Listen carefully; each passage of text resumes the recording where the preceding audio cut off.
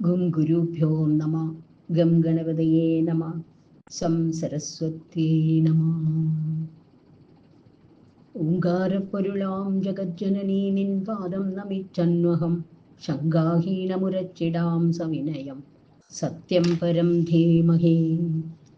ഓം സർവചൈതന്യരൂപാം താം ആദ്യാം വിദ്യാം ച ധീമഹി ബുദ്ധിം യാന പ്രചോദയാത്. ഹരേ രാമ രാമ രാമ ഹരേ ഹരേ. ഹരേ കൃഷ്ണ കൃഷ്ണ കൃഷ്ണ ഹരേ ഹരേ.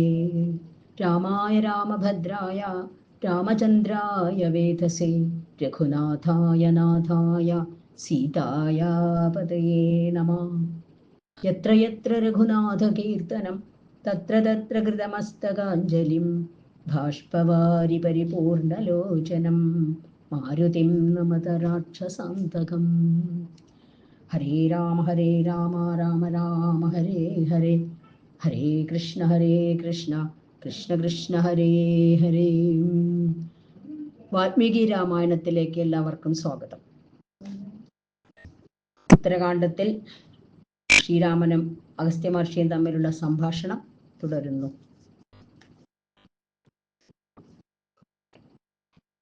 ഇന്ദ്രനടക്കമുള്ള ദിക്പാലകന്മാരെ കീഴടക്കിയ രാവണന്റെയും രാവണപുത്രനായ ഇന്ദ്രജിത്തിന്റെയും വീരപരാക്രമങ്ങളെ കേട്ട ശ്രീരാമൻ വിസ്മയത്തോടെ ആ മഹർഷിയോട് ചോദിച്ചു,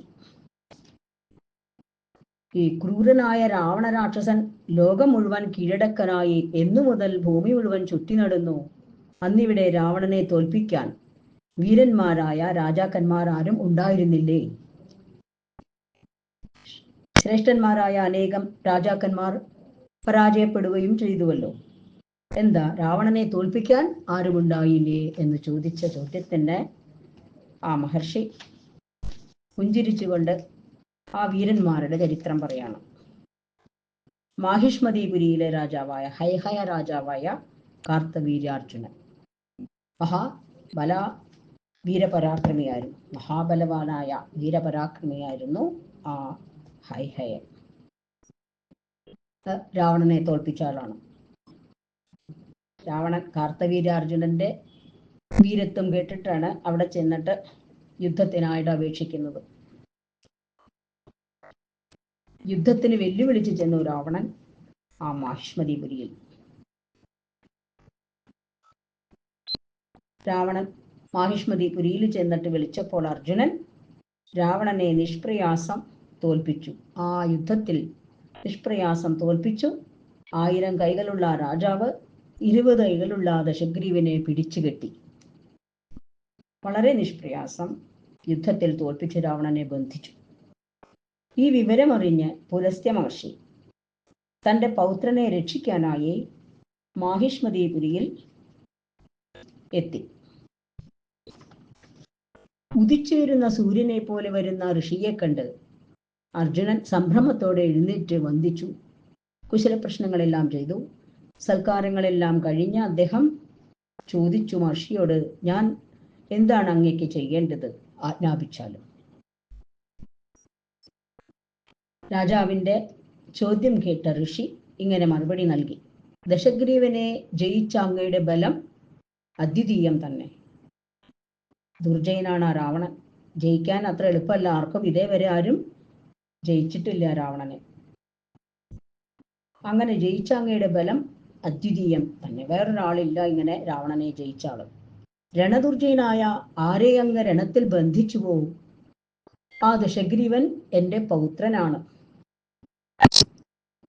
ഇന്നെൻ്റെ അപേക്ഷ സ്വീകരിച്ച് ദശഗ്രീവനെ അങ്ങ് വിട്ടയച്ചാലും. പുലസ്ത്യന്റെ ശാസനം സ്വീകരിച്ച അർജുനൻ ഒന്നും മറുത്തു പറഞ്ഞില്ല. അദ്ദേഹം സന്തോഷത്തോടെ രാക്ഷസേന്ദ്രനെ വിട്ടയച്ചു. പാരിതോഷികങ്ങളെല്ലാം നൽകി അഗ്നിസാക്ഷിയായി അന്യോന്യം ഹിംസിക്കില്ലെന്ന് സത്യവും ചെയ്ത് ആ ബ്രഹ്മപുത്രനായ പുലസ്ത്യനെ വണങ്ങി അർജുനൻ സ്വന്തം വസതിയിലേക്ക് പോയി. രഘുനന്ദന, ഇങ്ങനെ ശക്തന്മാരെക്കാൾ ശക്തിയേറിയവരും ഉണ്ടാകും എന്ന് ആ അഗസ്ത്യ മഹർഷി പറയാണ്, അതിൽ ആരും അഹങ്കരിക്കരുത്, മറ്റുള്ളവരെ അവജ്ഞയോടെ നോക്കാനും പാടില്ല, എങ്കിൽ ഇങ്ങനെ പരാജയമൊക്കെ ഉണ്ടാവും. കാർത്തവീര്യൻ അർജുനൻ വിഷ്ണുവിൻ്റെ തന്നെ അംശമായിട്ട് പറയുന്നുണ്ട്. പിന്നീട് ഭഗവാന്റെ തന്നെ അംശാവതാരമായ ഭാർഗവരാമനാണ് യുദ്ധത്തിൽ അദ്ദേഹത്തെ വധിച്ചത്. അങ്ങനെ കൊണ്ട് അദ്ദേഹം ഭഗവാൻ വിഷ്ണുവിനോട് വരം വാങ്ങിയിരുന്നു അത്രേ. അതായത് വിഷ്ണുവിൻ്റെ കൈകൊണ്ട് മരണം ആണ് വരിച്ചിരുന്നത് വരമായിട്ട്. അങ്ങനെ ഭഗവാൻ വിഷ്ണു ഭാർഗവരാമനായിട്ട് അവതരിച്ചപ്പോൾ ഹയഹയ രാജാവായിട്ടുള്ള പോര് നടന്നു. ആ പോരിൽ അർജുനനെ വധിച്ചു. അങ്ങനെ ഒരു കഥയുണ്ട്, പറയായിരുന്നു. രണ്ടാമത്തെ ആളാണ് ഇനിയൊരു ബാലി, വീരപരാക്രമി രാവണനെ തോൽപ്പിച്ച ഒരു മഹാവീരന്റെ കഥ, അടുത്ത ഒരാളുടെ കഥ പറയാണ് ബാലി. എന്താണ്? അർജുനേന വിമുക്തസ്തു രാവണോ രാക്ഷസാധിപ ചചാര പൃഥിവീം സർവാം അനിർവിണ്ണസ്തഥാ കൃത. അർജുനൻ വിട്ടയച്ച രാക്ഷസാധിപനായ രാവണൻ അതുകൊണ്ടും അധൈര്യപ്പെടാതെ, ഇത്രയൊക്കെ സംഭവിച്ചിട്ടും ആ തോൽവിയൊന്നും അദ്ദേഹത്തിന് അത്ര വലിയ ഒരു കുഴപ്പമൊന്നുമില്ല, ഒരു കൂസലും ഇല്ലാതെ ലോകം മുഴുവൻ ചുറ്റി നടന്നു.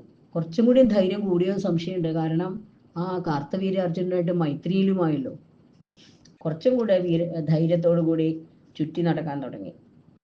രാക്ഷസനാവട്ടെ, മനുഷ്യനാവട്ടെ, വാനരനാവട്ടെ, ബലമേറിയവൻ എന്ന് കേട്ടാൽ ആർക്കാണ് ശക്തിശാലിയാണെന്ന് കേട്ടുകഴിഞ്ഞാൽ രാവണൻ അവന്റെ അടുത്തെത്തി ഗർവോടെ പോരിന് വിളിക്കും. എല്ലാവരെയും യുദ്ധത്തിന് ആഹ്വാനം ചെയ്യും. ഒരിക്കൽ ബാലി പരിപാലിക്കുന്ന കിഷ്കിന്ധ നഗരത്തിലെത്തി. അവിടെ പൊന്മാലയണിഞ്ഞ ബാലിയെ പോരിന് വിളിച്ചു. കിഷ്കിന്ധ നഗരത്തിൽ ബാലിയുടെ ശക്തിയെക്കുറിച്ച് കേട്ടിട്ടുള്ളത് കൊണ്ടാണ് അവിടെ എത്തിയത്. പോരിന് വെല്ലുവിളിക്കുകയാണ്. പൊന്മാലയണിഞ്ഞ ബാലിയെ എന്ന് പറഞ്ഞു. പൊന്മാല, ഇന്ദ്രപുത്രനാണ് ബാലി. ഇന്ദ്രൻ കൊടുത്തൊരു പൊന്മാല എപ്പോഴും കഴുത്തിൽ ധരിക്കുന്ന ആളാണ്. അതുകൊണ്ടാണ് പൊന്മാലയണിഞ്ഞ ബാലിയെ എന്ന് പറയാൻ വിശേഷിപ്പിച്ച കാരണം. തതസ്തു വാനരാമാത്യസ്താരസ്താരാപിതാ പ്രഭു ഉവാച വാനരോ വാക്യം യുദ്ധപ്രേപ്സുമുപാഗതം. അന്നേരം പോരിനിണഞ്ഞ ആ രാവണനോട് വാനരന്റെ അമാത്യനും താരയുടെ പിതാവും പ്രഭുവുമായ താരൻ എന്ന ആ വാനരശ്രേഷ്ഠൻ പറഞ്ഞു. അതായത് ബാലിയുടെ ശുശ്രൂഷനായിട്ട് വരുമല്ലോ, ഭാര്യയുടെ പിതാവ് ആണ്, മന്ത്രിയുമാണ്, അദ്ദേഹം മഹാവീരപരാക്രമിയുമാണ്. അങ്ങനെയുള്ള താരൻ പറയാണ്, രാക്ഷസേന്ദ്ര, നിനക്ക് തുല്യബലമുള്ള ബാലി ഇവിടെ ഇല്ലല്ലോ, ഇപ്പോൾ പോയിരിക്കുകയാണ്. മറ്റേതൊരു വാനരനാണ് നിന്റെ മുന്നിൽ നിൽക്കാൻ കഴിയുക?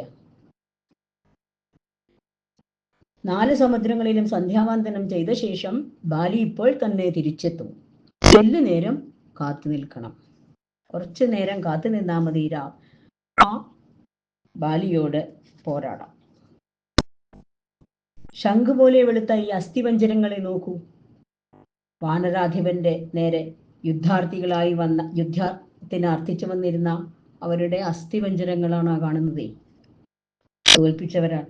ബാലിയുടെ അടുത്ത് വന്ന ആരും ജയിച്ചു പോയിട്ടില്ല, മരിച്ചു പോയവരേ ഉള്ളൂ. അപ്പൊ മരിക്കാൻ തയ്യാറാണെങ്കിൽ യുദ്ധത്തിന് ഒരുങ്ങിക്കൊള്ളൂ എന്ന് പറയാണ്. രാവണ രാക്ഷസ, ഭഗവാൻ അമൃത് സേവിച്ചിരുന്നാൽ പോലും ബാലിയോട് എതിർത്താൽ ഇതായിരിക്കും ജീവിതാവസാനം. തീർച്ചയായിട്ടും എതിർത്തു കഴിഞ്ഞാൽ അവിടെ മരണം ഉറപ്പാണ്. ഇങ്ങനെ ആ താരയുടെ പിതാവായ ആ താരൻ പറഞ്ഞു. ചാകാൻ തിടുക്കമുണ്ടെങ്കിൽ തെക്കേ സമുദ്രത്തിലേക്ക് ഇപ്പൊ തന്നെ ചെന്നോളൂ. അവിടെ ഭൂമിയിൽ ഇറങ്ങിയ ഭാസ്കരനെ പോലെയുള്ള ബാലിയെ ഭഗവാന് കാണാം. ഭൂമിയിൽ ഇറങ്ങി വന്ന സൂര്യനെ പോലെ തേജസ്സുള്ള ബാലിയെ ഭഗവാന് കാണാൻ സാധിക്കും. തെക്കേ സമുദ്രത്തിലേക്ക് പോയാൽ മതി. ലോകരാവണനായ രാവണൻ താരനെ ശകാരിച്ച ശേഷം, അങ്ങനെ പറഞ്ഞത് ഇഷ്ടപ്പെട്ടില്ല.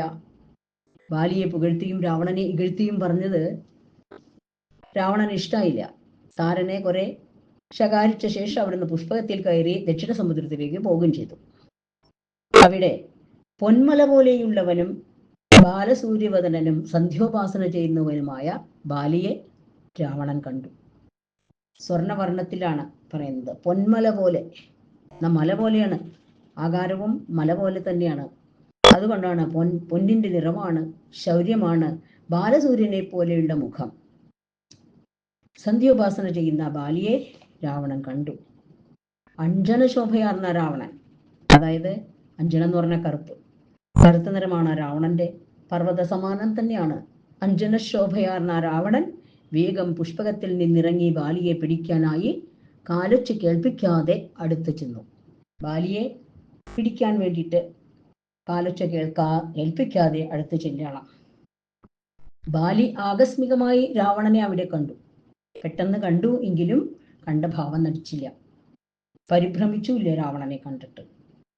സിംഹം മുയലിനെയോ ഗരുഡൻ സർപ്പത്തെയോ കണ്ടാൽ എന്ന പോലെ ബാലി ദുരാശനായ ദശഗ്രീവനെ ഒട്ടും ഗൗനിച്ചില്ല.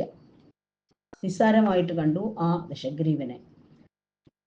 പിടിക്കാൻ വരുന്ന പാപചിത്തനായ രാവണനെ ഞാൻ കക്ഷത്തിൽ തൂക്കിയിട്ടുകൊണ്ട് 3 സമുദ്രങ്ങളിലും പോകുന്നുണ്ട് എന്ന് മനസ്സിൽ ചിന്തിച്ചു ആ ബാലി. എൻ്റെ കക്ഷത്തിൽപ്പെട്ട് കയ്യും കാലും വസ്ത്രവും തൂങ്ങിക്കിടക്കുന്ന ശത്രുവായ രാവണൻ ഗരുഡന്റെ കയ്യിലെ സർപ്പം എന്ന പോലെ കാണപ്പെടും. ഇങ്ങനെ നിശ്ചയിച്ചുകൊണ്ട് ഇരുന്നു, മനസ്സിൽ പറഞ്ഞുകൊണ്ട് ബാലി അങ്ങനെ രാവണൻ അടുത്തെത്തുന്നതും കാത്തിരിക്കുകയാണ്. ഇങ്ങനെ നിശ്ചയിച്ചുറച്ച് ബാലി വേദമന്ത്രങ്ങൾ ജപിച്ചുകൊണ്ട് ചെവി തുറന്ന് മാമല പോലെ നിശ്ചലനായിരുന്നു.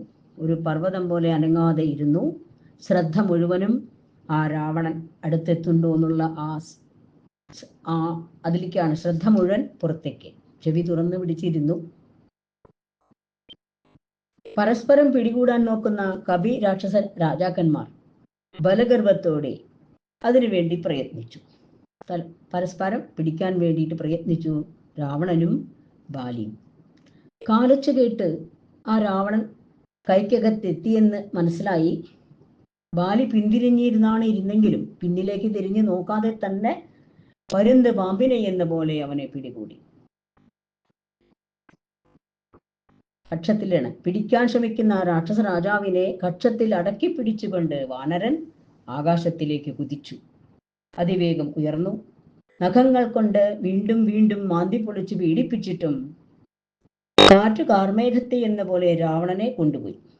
അത്ര വേഗമായിട്ട് രാവണനെയും കൊണ്ട് ബാലി പോയി. അവിടുന്ന് കൊണ്ടുപോകുന്ന ലങ്കാരാജാവിനെ മോചിപ്പിക്കാൻ അവന്റെ മന്ത്രിമാരും ബാലിയുടെ പിന്നാലെ അലറിക്കൊണ്ട് ഓടി.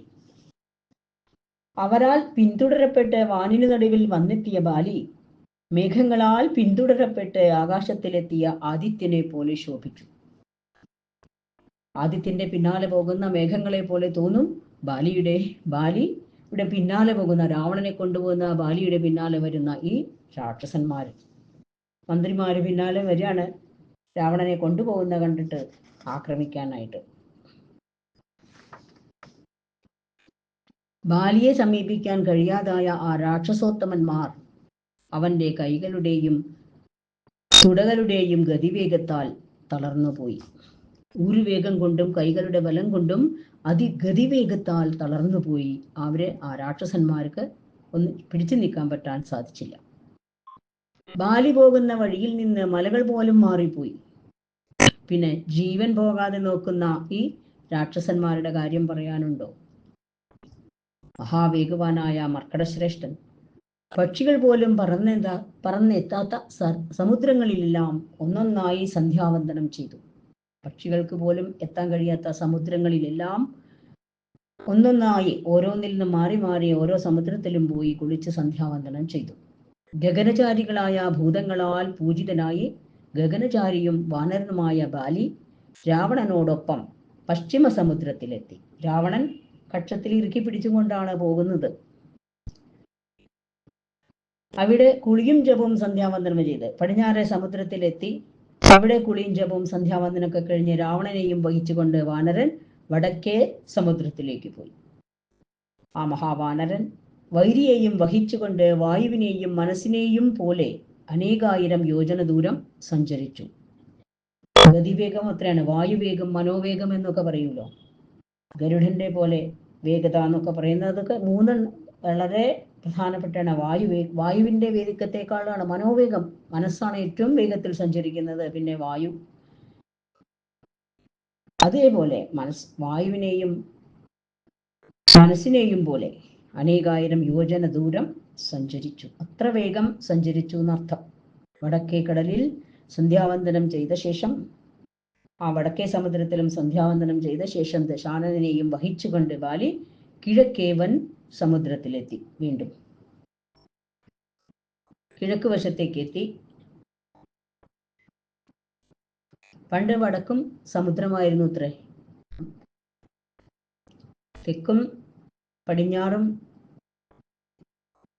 കഴിഞ്ഞ് വടക്കും പിന്നെ കിഴക്ക് വശത്തും എത്തി. 4 സമുദ്രത്തിലും പോയിട്ടാണല്ലോ സന്ധ്യാവന്ദനം ചെയ്തത്. ഇന്ത്യയുടെ 4 വശത്തും സമുദ്രങ്ങളായിരുന്നു. വടക്ക് വശത്തും സമുദ്രമായിരുന്നു എന്ന് കേട്ടിട്ടുണ്ട്. പാലാഴി കടല്, പാലാഴി മഥനൊക്കെ നടന്നത് മന്ദരപർവ്വതമൊക്കെ അവിടെയാണുള്ളത്. ദ്രോണപർവ്വതത്തിൻ്റെ ഒക്കെ അടുത്ത്. അവിടെ ഹനുമാനോട് മരുന്ന് കൊണ്ടുവരാൻ പോയിട്ട് പറഞ്ഞയക്കുണ്ടായിരുന്നല്ലോ. ആ സമയത്തൊക്കെ പറയുന്നുണ്ട് അവിടെ വെച്ചിട്ടാണ് പാലാഴി മഥനം ചെയ്ത സ്ഥലമാണ്. അവിടെ മരുന്നുകൾ നിൽക്കുന്ന മലയുണ്ട്. ആ മലയിൽ പോയിട്ട് കൊണ്ടുവരാൻ ഹനുമാനെ പറഞ്ഞയക്കുന്നു.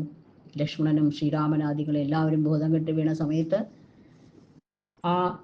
അതായത് പറഞ്ഞു വരുന്നത് വടക്കേ വശത്തും സമുദ്രമായിരുന്നു ഇന്ത്യയുടെ. പിന്നീട് അത് മാറി മാറി വന്നതാണ്. ഭൂചലനം കൊണ്ടും യുഗങ്ങളൊക്കെ കഴിയുന്തോറും മാറ്റങ്ങൾ സംഭവിച്ചിട്ടാണ് അവിടെ ആ സമുദ്രം പോയി ഇവിടെ പർവ്വതമായി തീർന്നതൊക്കെ. എന്തായാലും ബാലി 4 സമുദ്രത്തിലും രാവണനെയും കൊണ്ട് നടന്ന് സന്ധ്യാവന്ദനാദികളെല്ലാം ചെയ്ത് വീണ്ടും കിഷ്കിന്ധയിലേക്ക് തിരിച്ചെത്തി. അവിടെയും സന്ധ്യോപാസന ചെയ്ത ശേഷം ഇന്ദ്രപുത്രനായ ബാലി രാവണനെയും വഹിച്ചുകൊണ്ട് വീണ്ടും കിഷ്കിന്ധയിലേക്ക് മടങ്ങി വന്നു.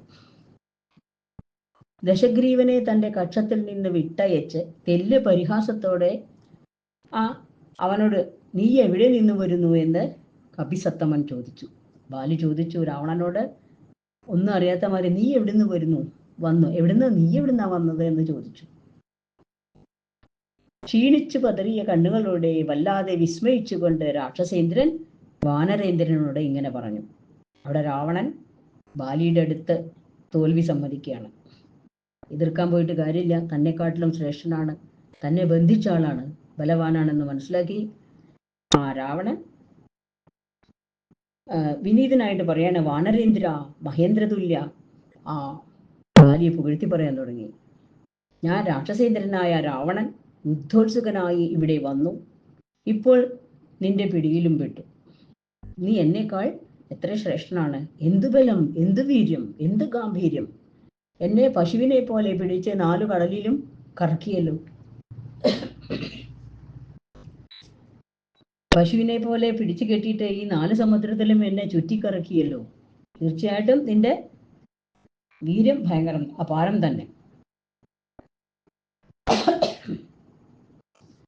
അതിവേഗം വൻകടലുകൾ കടക്കാൻ വേറെ ഏതു വീരനാണ് ഇങ്ങനെ കഴിയുക?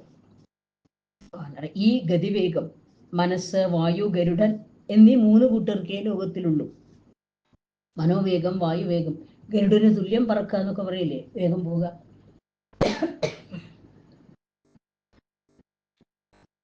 ഇപ്പോൾ അങ്ങേക്കുമുണ്ട്, സംശയമില്ല. തീർച്ചയായിട്ടും ആ വേഗത, മനോവേഗം, വായുവേഗമിൻ്റെ ഗരുഡൻ്റെ ഒക്കെ വേഗത അങ്ങേക്കുമുണ്ട്. ഇങ്ങനെയെല്ലാം ബാലിയെ പുകഴ്ത്തി പറഞ്ഞു രാവണൻ. കപി പുങ്കവ, അങ്ങയുടെ കരുത്ത് കണ്ടറിഞ്ഞ ഞാൻ അങ്ങയോട് അഗ്നിസാക്ഷിയായി ചിരകാല സഖ്യം ചെയ്യാൻ ആഗ്രഹിക്കുന്നു.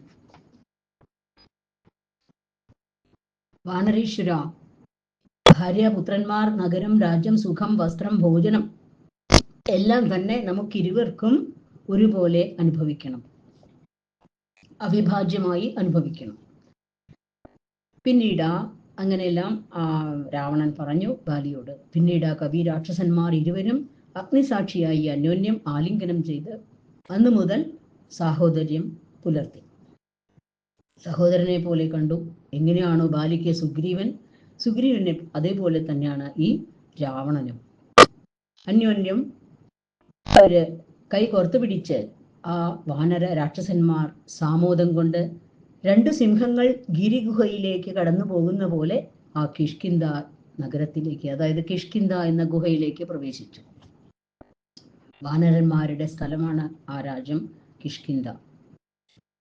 അതൊരു ഗുഹ തന്നെയാണ്.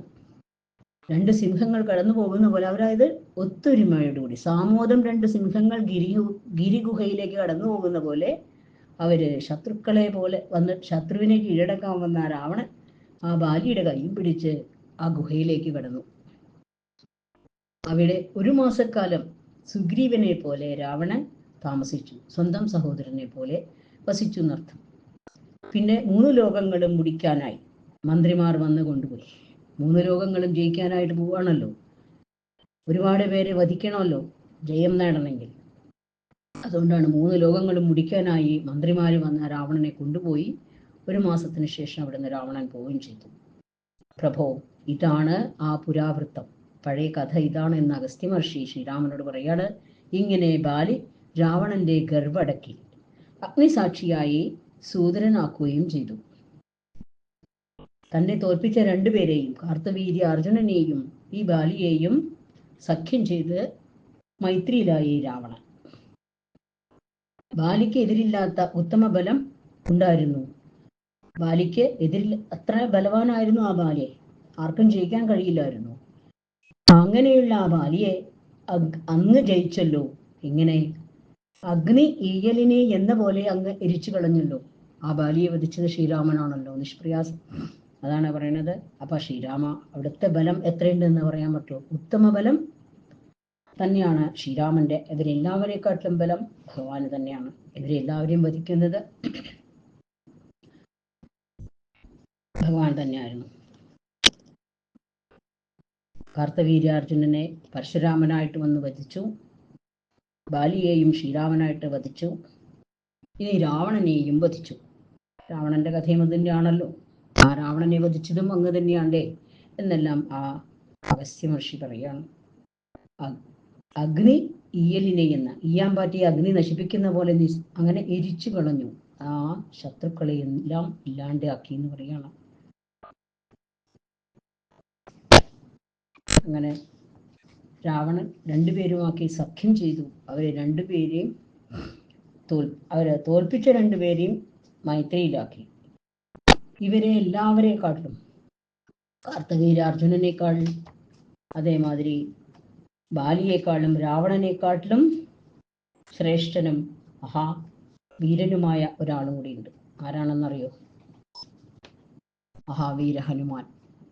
ഹനുമാൻ സ്വാമിക്കാണ് അവരിൽ കൂടുതൽ ശ്രേഷ്ഠനാണ് മഹാവീര ഹനുമാൻ. ഹനുമാന്റെ വീരപരാക്രമങ്ങളൊക്കെ നമുക്ക് കണ്ടതാണ്. പരാക്രമങ്ങളെല്ലാം വൈഭവത്തെക്കുറിച്ച് നാം സുന്ദരകാന്ഡത്തിൽ കേട്ടതല്ലേ. അതെല്ലാം ഹനുമാന്റെ ബുദ്ധിവൈഭവം അതെല്ലാം സുന്ദരകാന്ഡത്തിൽ കണ്ടു. സീതയെ അന്വേഷിക്കാനായിട്ട് 100 യോജന സമുദ്രം ചാടിക്കടന്ന് ലങ്കയിലെത്തി. സീതയെ കണ്ട് വൃത്താന്തമെല്ലാം അറിയിച്ച് അടയാളം വാങ്ങിച്ച് തിരിച്ചു പോരുന്നതിന് മുമ്പ് രാവണനെ കുറിച്ച് ജ്ഞാനോപദേശം ചെയ്യുകയും ചെയ്തു. അവസാനം കോപത്തോടെ അഗ്നിയിൽ തീ കൊളുത്തിയപ്പോൾ ആ ലങ്ക മുഴുവൻ ചുട്ടുപൊട്ടിച്ച് രാവണനെ തോൽപ്പിച്ചു തന്നെയാണ് ഹനുമാനും വീണ്ടും തിരിച്ചെത്തിയത്. അപ്പോൾ രാവണനെ തോൽപ്പിച്ച ഒരാൾ കൂടിയുണ്ട്, വീരഹനുമാൻ. ആ വീരഹനുമാനാണ് ഏറ്റവും എല്ലാവരിലും ബലവാനായിട്ടിരിക്കുന്നത്. അത് ഭഗവാൻ ശ്രീരാമസ്വാമി തന്നെ സമ്മതിക്കുന്നുണ്ട്. അങ്ങനെയുള്ള വീരഹനുമാന്റെ ചരിത്രത്തെക്കുറിച്ചും അടുത്ത സർഗത്തിൽ ആ ജന്മത്തെക്കുറിച്ചും വീരപരാക്രമങ്ങളെക്കുറിച്ചുമൊക്കെ അടുത്ത സർഗത്തിൽ വർണ്ണിച്ചു പറയും. ഹരേ രാമ രാമ രാമ ഹരേ ഹരേ, ഹരേ കൃഷ്ണ കൃഷ്ണ കൃഷ്ണ ഹരേ ഹരേ. യത്ര യത്ര രഘുനാഥ കീർത്തനം തത്ര തത്ര കൃതമസ്തകാഞ്ജലിം ബാഷ്പവാരി പരിപൂർണലോചനം മാരുതിം നമത രാക്ഷസാന്തകം. സ്വസ്തി പ്രജാഭ്യാം പരിപാലയന്ത ന്യായേന മാർഗേണ മഹിം മഹീഷ ഗോബ്രാഹ്മണേഭ്യ ശുഭമസ്തു നിത്യം. ലോകാ സമസ്താ സുഖിനോ ഭവന്തു. ലോകാ സമസ്താ സുഖിനോ ഭവന്തു. ലോകാ സമസ്താ സുഖിനോ ഭവന്തു. ഓം ശാന്തി ശാന്തി ശാന്തി. കായേന വാചാ മനസേന്ദ്രിയേർവാ ബുദ്ധ്യാത്മനാ വാ പ്രകൃതിസ്വഭാവാൽ കരോമി യദ്യൽ സകലം പരസ്മൈ നാരായണായേതി സമർപ്പയാമി. ശ്രീകൃഷ്ണാർപ്പണമസ്തു. ശ്രീജഗദംബാർപ്പണമസ്തു. ഓം ശ്രീ ഗുരുഭ്യോ നമഃ. ഹരി ഓം തത്സത്.